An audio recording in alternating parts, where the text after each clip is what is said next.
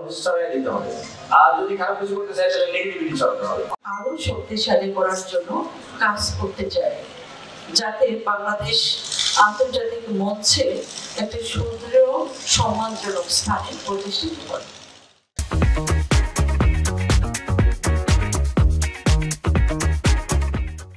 তারুণ্যকে আমরা যদি শক্তি বা আধার এরকম কিছু মনে করি, তাহলে যে শক্তি দিয়ে আসলে যে কোনো পঙ্কিলতা, যে কোনো সমাজ থেকে যে কোনো নেগেটিভ কিছু, যে কোনো সমাজ থেকে যে কোনো বৈষম্য, সমাজের যে কোনো অপরাধ, সবকিছুকে আমরা ধুয়ে মুছে দিতে পারি, দূরে সরিয়ে দিতে পারি।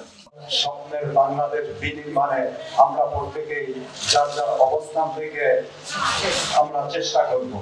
এক্সপোজ হয় তাহলে সেটাকে যে কোনো ভাবে রিটেইন করা সম্ভব।